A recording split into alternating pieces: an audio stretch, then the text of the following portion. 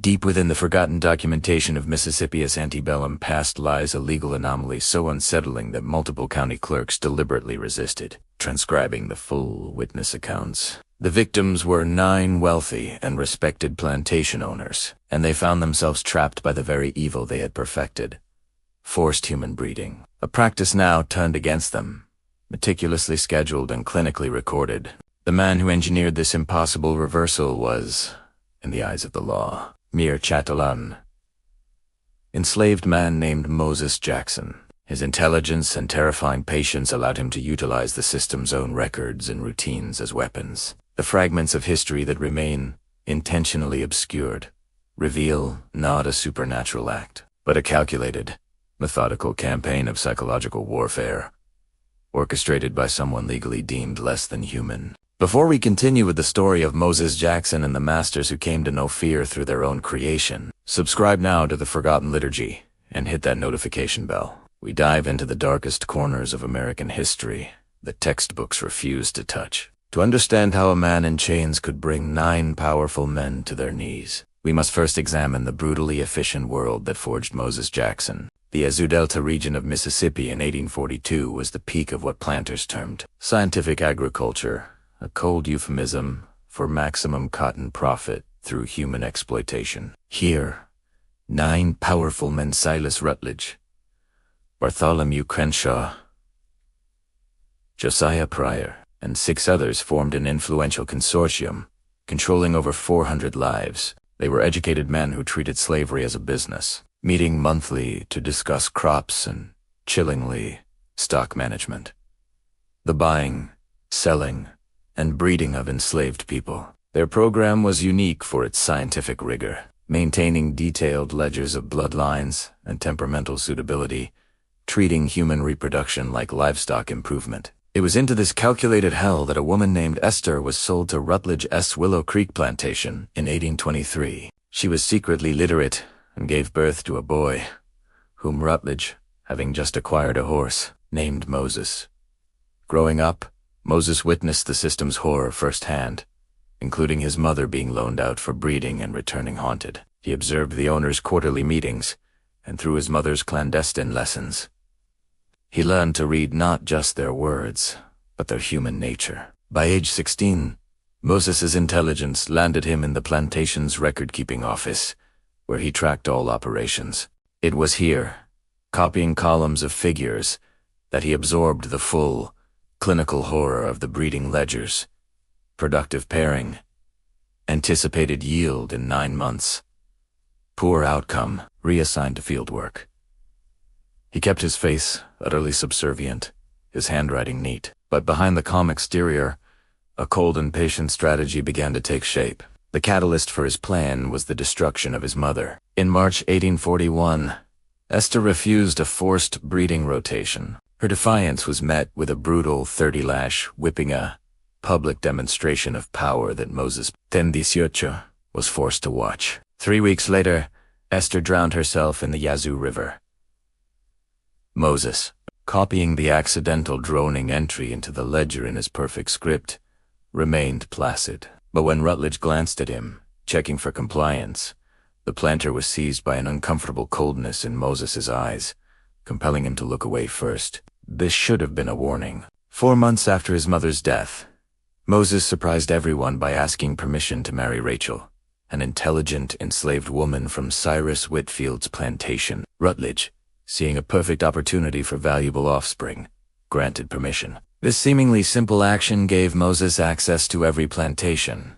Rachel was regularly loaned out for breeding, and Moses, valued for his record-keeping, was often sent to update ledgers and deliver schedules across all 9 estates. For 2 years, Moses was the model slave, efficient and subservient. He learned the layout, schedules, and security measures of every plantation. He identified his master's weaknesses: alcohol, gambling, corruption, and hypocrisy. But the greatest vulnerability he observed was their absolute confidence in the system's permanence. The reversal began on a humid July night in 1843 when Bartholomew Crenshaw disappeared from his own bedroom. 3 days later, he was found chained in an abandoned cabin, physically unharmed, but profoundly shaken. His account was incomprehensible. The disappearances followed a meticulous pattern.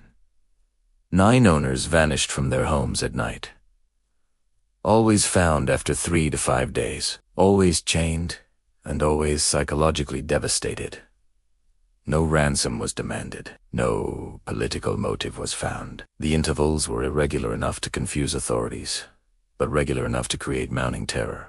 At the consortium's extraordinary October meeting, 5 men had been abducted. Pryor finally broke the silence, revealing that during his captivity, a masked, silent figure visited him daily, leaving annotated copies of the consortium's own breeding ledgers. The originals listed enslaved people. The new versions listed the 9 owners themselves, complete with false but clinical details. Josiah Pryor, 48, suitable for breeding program, recommended pairing schedule, daily rotation with females from target demographic, goal, 100 conceptions, over 24-month period. The documents were nightmares of dehumanizing language, professionally prepared in the perfect script Moses Jackson was known for. Yet, Moses had airtight alibis for every disappearance, witnessed by multiple people. The owners could not conceive that property could orchestrate something this sophisticated. What they didn't realize was that Moses had spent 2 years building a network that the consortium's own system enabled. The movements of enslaved people for breeding and labor allowed Moses to recruit a dozen conspirators. Rachel, his wife, acted as an invisible courier. Daniel the blacksmith forged chains. Grace, a house servant, accessed sedatives. And Isaac, a driver, moved freely at night. Each conspirator played a small role, utilizing the invisibility that the owners imposed upon them. The abductions continued. Crenshaw, once an enthusiastic participant in the breeding program, suddenly ordered it halted on his plantation. When pressed by the others, he offered only the chilling phrase, "You'll understand when it's your turn." The systematic nature of the terror and the certainty of its arrival haunted the remaining owners, making it clear this was not random, but personal and systematic. The remaining plantation owners stared in shock as Augustus Fairchild desperately proposed they free all their slaves, dissolve the consortium, and leave Mississippi. Silas Rutledge, who had not yet been taken, laughed, refusing to give up their fortune over what he called pranks. Fairchild insisted, "These aren't pranks. What they're doing to us during those days, it's the program, our program. They're applying it to us." The room went silent, acknowledging the unspeakable truth. Into this tension, Moses Jackson entered, carrying ledgers. Rutledge stopped him, asking for any word about the incidents. Moses, with a blank face, replied that he had only heard one of Crenshaw's field hands saying that Mr. Crenshaw was having nightmares about schedules and rotations. Moses then quietly noted that this was the same language used in the breeding ledgers. The room went cold. Moses was dismissed, but the seed was planted. The remaining owners eventually admitted the horrific truth.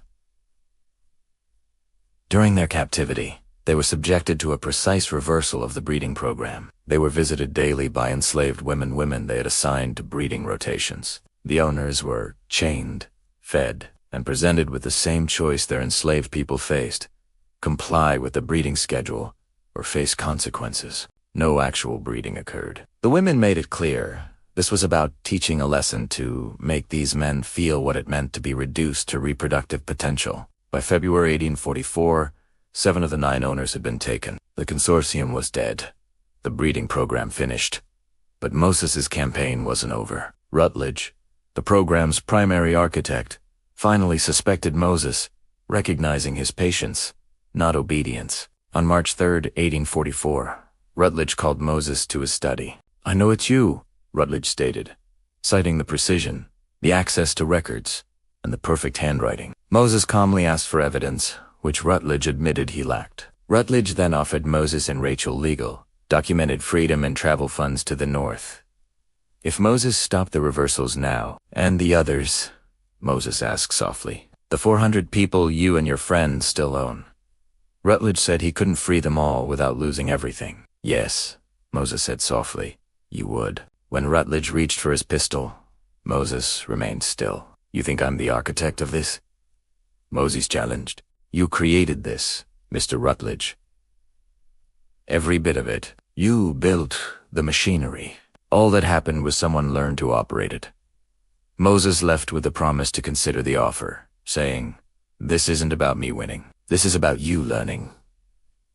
Rutledge, left alone, experienced fear for the first time in his own home. 2 weeks later, Silas Rutledge disappeared from his bedroom. Silas Rutledge was found after 6 days, the longest captivity yet, in the old record-keeping building on his own plantacienda, the very place where Moses had spent years copying ledgers. He was chained to a desk, surrounded by documents far more comprehensive than the annotated ledgers. A complete, meticulous documentation of the consortium's breeding program from its inception. What made these documents devastating was the addition Rutledge discovered. Next to every entry about an enslaved person's forced pregnancy or sale, someone had written the corresponding, horrifyingly detailed information about Rutledge's own family. The parallel was clear and inescapable. Here is what you did to others, and here is what it would feel like if it were done to you. Sheriff William Cortland found Rutledge physically stable but mentally fractured, mixing ledger phrases with personal memories. Sarah, age 17, paired with Thomas. Age 24, my daughter Elizabeth is 17 now. The documents included schedules revealing the psychological warfare. The visitors were all people born from the program. On March 4th, Clara Moses, Jackson's half-sister, came for a reading session. Ledger Volume 3, pages. Rutledge's captivity was a systematic dismantling. The first day, he was forced to read his own handwriting, documenting 20 years of trafficking. The following days brought young men and women, all products of the system, who sat across the desk, read their own tragic ledger entries, and then simply looked at him, forcing him to see them as people. Benjamin, a 22-year-old who lost his mother and was separated from his father, read his entry, then asked Rutledge a single question. "Can you remember what my mother looked like?" Rutledge couldn't, a failure that haunted him more than any physical threat. By the 5th day, Rutledge was compulsively writing his own clinical self-documentation.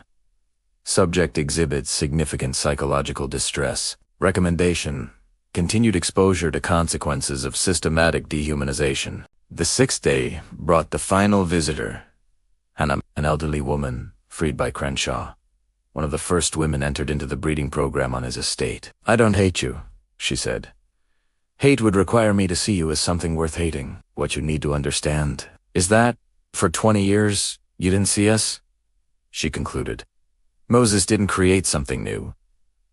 He just made you feel what it's like to be seen the way you saw SAS functions, as tools." Hannah placed a final document on the desk, a 47-page list of over 300 names every person born from the Consortium S program. Moses's instruction was that Rutledge had to read every name out loud, acknowledging their existence. When the sheriff found him, Rutledge was still reading the names, his voice broken but persistent. The discovery of Rutledge created an impossible crisis for the local authorities. The crime was unconventional.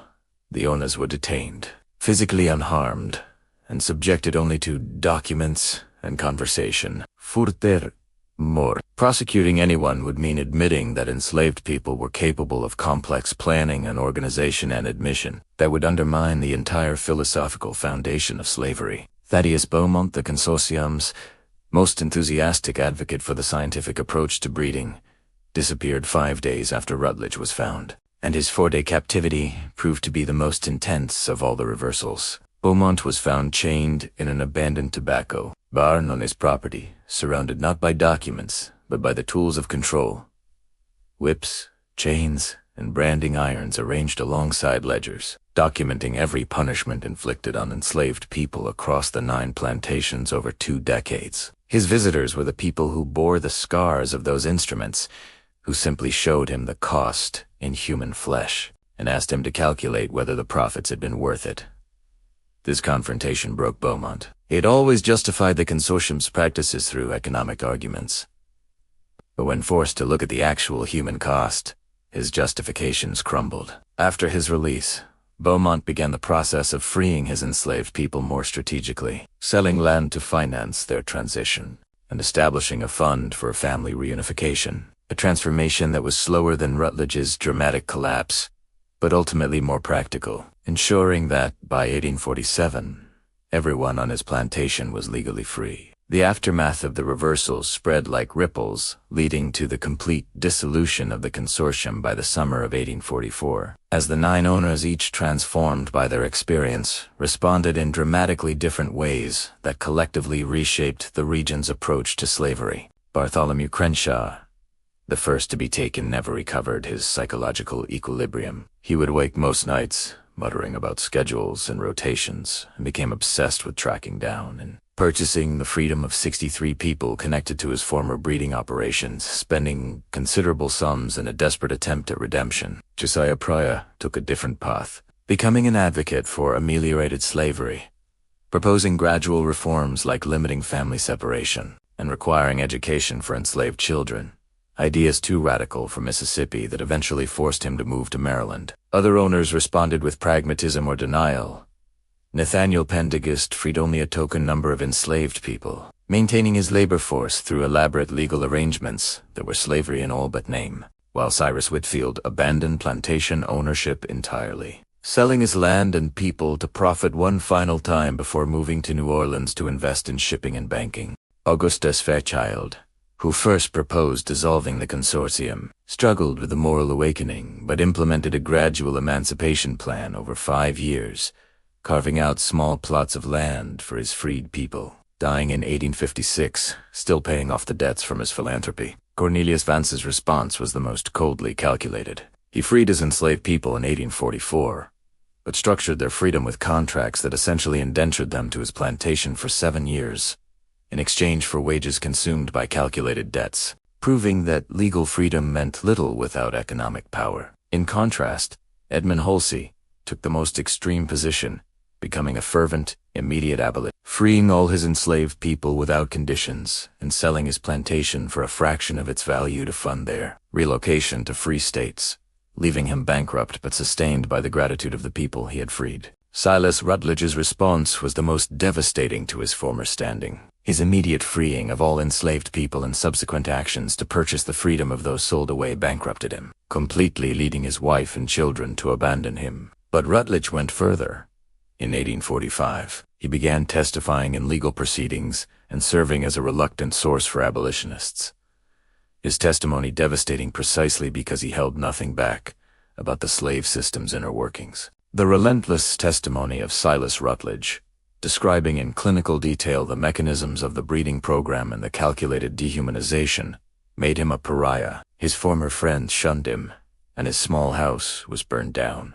Driven by a need to document and expose what he had built, Rutledge published a full accounting of his plantation's breeding program in 1847, including financial calculations showing profits built on systematic rape and family destruction. Though Mississippi authorities seized and burned the document, copies sent north were widely distributed by abolitionists. In contrast, Thaddeus Beaumont's measured transition to freedom created a model for gradual, managed emancipation, demonstrating that ending the breeding program didn't inevitably lead to economic collapse. The 9 plantations and the breeding program itself never fully recovered in the Yazoo Delta. The diffusion of fear, the recognition among other plantation owners that their enslaved people were potential agents of sophisticated resistance, was perhaps Moses Hugson's most significant long-term achievement. He had demonstrated that intelligence and patience could exploit the system's weaknesses, accomplishing what violence could not. Moses Jackson himself remained at what had been Rutledge's plantation through the summer of 1844. Despite being legally free,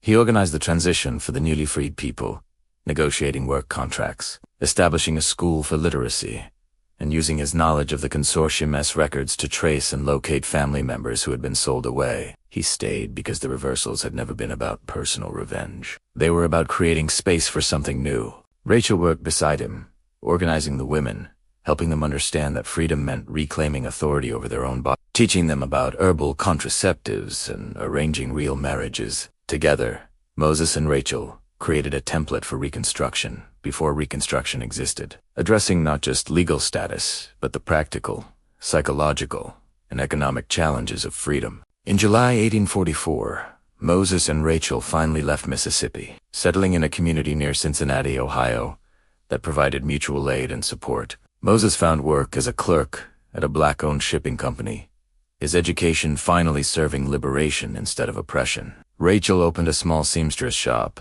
and they purchased a modest house in 1847. They had 4 children who all attended school, an achievement that would have been punishable in Mississippi. Moses lived until 1879, dying at age 56. His obituary in the Cincinnati Colored Citizen was brief and carefully worded, with no mention of Mississippi or the systematic reversal. The silence was intentional, even after the Civil War, to protect families who wanted peace. But within the black community, Moses Jackson's story persisted, told in fragments, disguised as fiction, and whispered among those who understood the magnitude of his strategic resistance. Some of the children freed by the plantation owners eventually moved north to Cincinnati, including Moses's half-sister Clara, creating a small community bound by shared history and trauma, forming networks of mutual support that endured for decades. The legacy of the Mississippi reversals continued in the North. Clara, Moses's half-sister, married a carpenter named Isaiah Foster, and their daughter, Margaret Foster, became a teacher, educating formerly enslaved children during Reconstruction. Margaret's diaries included a brief mention of her Uncle Moses, a quiet man who carried great weight and who taught them that intelligence could be a weapon sharper than any blade. Back in Mississippi, the consortium's collapse had lasting effects. The systematic, clinical practices of the breeding program became less common, or at least less openly discussed. Plantation owners became more cautious, realizing that documentation could be used against them, and more conscious that enslaved people were paying attention in ways they had previously dismissed as impossible. This minor shift represented a crack in the psychological foundation of slavery, shattering the fiction that enslaved people were incapable of complex thought or planning. The broader historical impact remains difficult to quantify. The reversals were not a rebellion, but a localized strategic action that demonstrated that resistance did not require violence or martyrdom. The story spread through underground networks, providing hope and strategic lessons, showing that the master's own tools could be turned against them, and that intelligence could break parts of the system rather than just helping individuals escape it. The records of the breeding program, deliberately obscured, became even more scattered during the Civil War. However, fragments survived, surfacing decades later in archives and estate sales, confirming the essential truth of stories passed down through black families. One particularly revealing discovery came in 1934. Silas Rutledge's personal diary. The diary, kept sporadically until his death in 1852, revealed his ongoing psychological torment, including nightmares where he was chained while names from his ledgers were read aloud endlessly. His final entry, dated 2 weeks before his death, captured the essence of Moses's victory. I understand now why Hannah said she didn't hate me. Hatred would require her to see me as fully human. I made myself into something less than that. ... Moses didn't need to destroy me. I had already reduced myself to machinery. He simply held up a mirror so I could finally see what I had become. This final admission that the punishment was the forcing of self-recognition, the essence of what Moses Jackson had orchestrated. Not revenge, but revelation. Not violence, but visibility. Not destruction, but recognition. The story of Moses Jackson asks us to consider what justice means when the law itself is unjust, what resistance looks like when violence would be suicide, and whether making oppressors feel their victims' experiences can ever constitute adequate accountability. What do you think of this story? Could you imagine maintaining that level of patience and planning under those conditions? Do you believe everything was revealed, or do you think there are still secrets buried in those Mississippi plantations? Leave your comment below. If you enjoyed this tale and want more horror stories like this, subscribe to The Forgotten Liturgy, hit the notification bell, and share with someone who loves mysteries that make you question everything you thought you knew about history.